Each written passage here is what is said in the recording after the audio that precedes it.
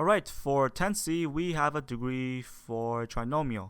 And we're thinking, well, how do we factor this? Well, remember that these kind of questions, when we did our previous factoring questions, we always did a smart substitution and turned this expression into a form that we could factor.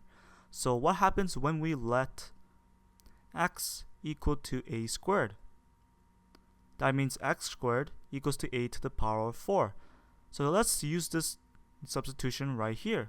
What happens when we substitute this into here? Well, a to the power of 4 equals to x squared, so that becomes x squared. A squared is x, so that becomes 13x. We add that plus 36. And this we can factor, right? We just need two numbers whose sum, so s for sum, is minus 13, and two numbers whose product, so p for product, is 36. Well, the two numbers are obviously minus 9 and minus 4, right? Minus 9 times minus 4 is 36, and minus 9 minus 4 is minus 13.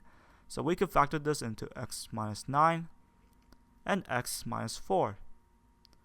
But since our question came with variables in terms of a, we have to express our answer in terms of a. So x was a squared, so we substitute that back, and we get a squared minus 9 and a squared minus 4. Now before we say we're done, look at this and look at this. They're both difference of squares, so we can further factor this. Difference of squares come in the form a squared minus b squared.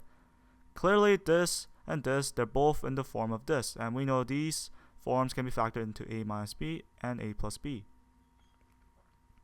So using this formula, we can factor both of these brackets. What do we get? We get a minus 3 and a plus 3. Here we get a minus 2 and a plus 2, which is our final factored form.